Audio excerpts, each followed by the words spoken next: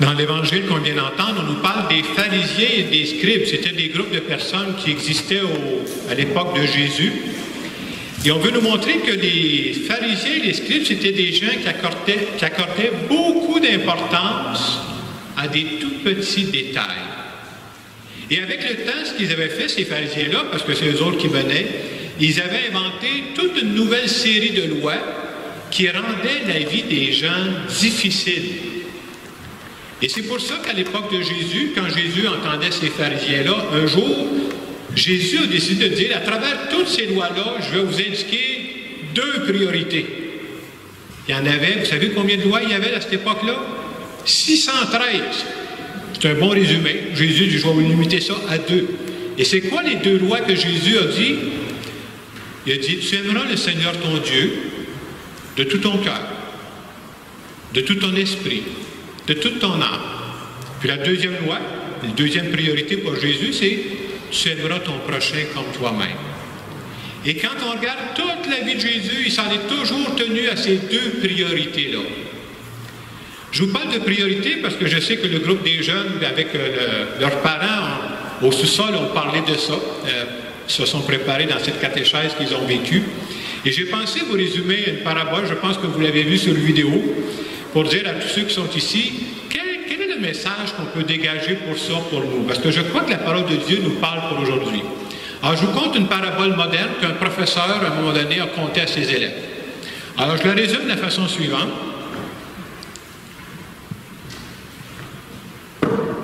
J'ai amené avec moi à peu près toutes les balles de tennis que j'ai. J'en ai pas tellement plus que ça. Alors, c'est la parabole du pot.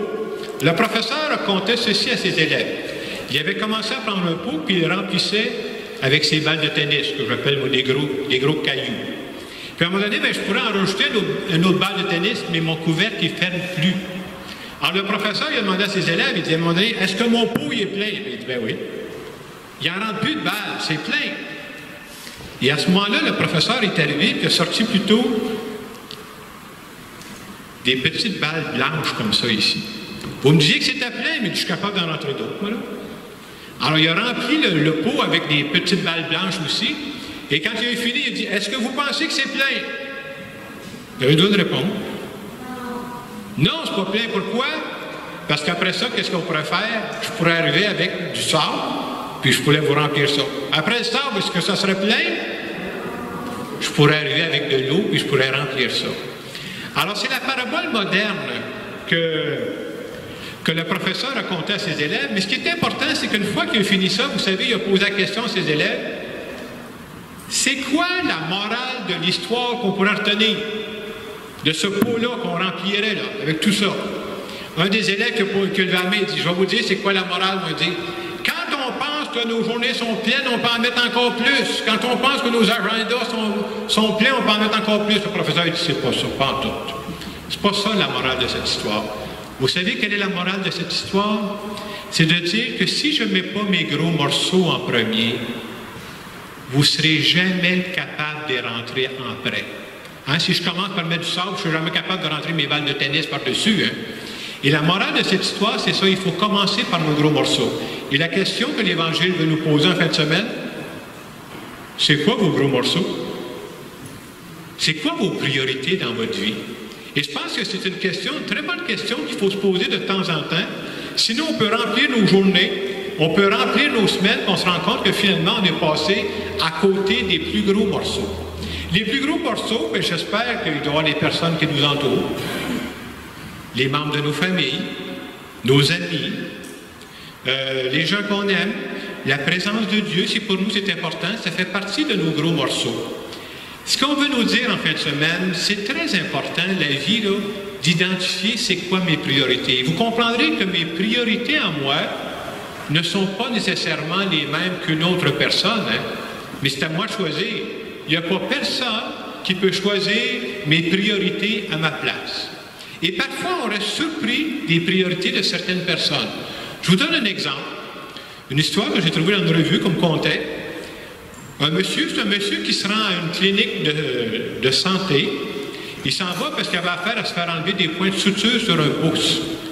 Alors, il rencontre une infirmière, puis l'infirmière lui demande, « Mais ça va bien, monsieur? » Il dit, « Oui, mais il dit, je suis pressé. » Ah oui, vous êtes pressé? Oui, parce que j'ai un rendez-vous tout de suite après.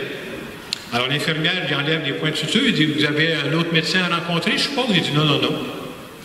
Je m'en vais dans une maison de santé, je m'en vais rencontrer ma femme. Ah, est-ce que votre femme a des problèmes de santé? Bien, elle est relativement en bonne santé, ma femme. Mais depuis quelques années, ma femme souffre d'Alzheimer. Et ça fait déjà quelques années que ma femme ne me reconnaît plus. Elle ne sait plus qui je suis. Mais je vais la voir régulièrement. L'infirmière qui fait ça de tout ce pays. Pourquoi vous faites ça? Votre femme, elle ne vous reconnaît plus. Elle ne sait même plus qui vous êtes. Le monsieur a arrêté. Il a regardé l'infirmière dans les yeux. Il dit, c'est vrai. Ma femme ne me reconnaît plus. Ma femme ne sait plus qui je suis. Mais moi, je sais qui elle est. Je l'aime encore et elle fait partie de mes priorités. C'était ça, cette priorité à lui. Hein? Mais ça, on ne peut pas y enlever. L'Évangile, en fin de semaine, vient nous dire, toi, c'est quoi tes priorités? Et entre autres, est-ce que les personnes qui sont autour de nous font vraiment partie de nos priorités? C'est tellement facile de courir dans toutes sortes de directions et d'oublier les personnes autour de nous. Quand on est jeune, la relation qu'on est en train de développer avec nos parents, c'est une relation qui va nous suivre pour le reste de notre vie. Moi qui suis encore très jeune, j'ai la chance d'avoir ma mère. Et des fois, je l'agace, ma mère, je dis, hey, je t'ai connu à 22 ans, toi, là. Aujourd'hui, elle n'a plus 22 ans, mais je suis encore en relation avec ma mère. Hein. Quand on est parent, quand on est grands-parents, j'espère que nos enfants, nos petits-enfants, ça fait partie de nos priorités. Hein. Puis c'est important de voir dans mon horaire, est-ce que c'est vrai que j'en fais une priorité, là? Et je sais qu'en fin de semaine, plusieurs commençaient la nouvelle catéchèse qu'on appelle les matinées intergénérationnelles. C'est exigeant, il faut mettre du temps. Mais quand je mets du temps, c'est une façon de dire, Dieu, tu n'es pas n'importe qui dans ma vie. Je veux que tu fasses partie de ma vie. Tu es important pour moi. La priorité de l'amour, c'est le message que Jésus est venu nous enseigner. La priorité de l'amour, quand est-ce que ça se vit? Mais ça se dit, d'après moi, chaque fois qu'un enfant dit spontanément à ses parents, « Je t'aime ». Et ça, là, tu le fais jamais trop souvent. Ne demandez pas aux parents si vous vous dites trop souvent. Non, non. Tu peux en mettre encore, c'est jamais trop souvent. La priorité de l'amour, c'est quand une mère de famille, un père de famille prend du temps pour son enfant, pour l'encourager, pour le stimuler, pour lui dire que tu l'aimes. Ça aussi, tu ne perds jamais ton temps quand tu fais ça. Je dirais que la priorité de l'amour, ça se réalise aussi chaque fois que des grands-parents, vous savez, c'est quoi le rôle des grands-parents, eux autres? C'est de donner un surplus d'amour. Après ça, quand ça ne fait pas, ils donnent ça aux parents. Mais c'est important, ce surplus d'amour-là, parce que ça va marquer ces enfants-là pour le reste de leur vie. Alors, à travers cette parole de Dieu, on veut se laisser toucher aujourd'hui. J'aimerais terminer cette homélie par une simple prière.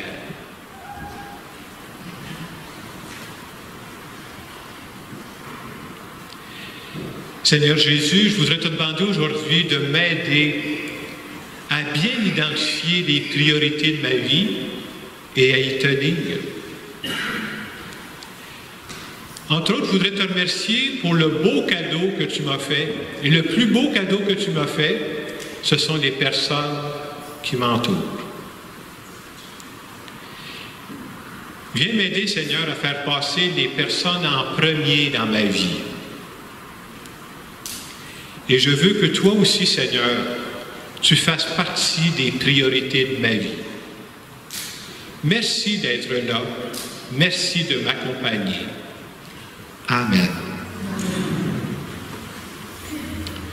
Et dans les quelques secondes de silence qui vont suivre, je vous invite à dire, ça serait quoi, moi, peut-être mes deux plus grandes priorités de ma vie? Puis présenter ces deux priorités-là à Dieu.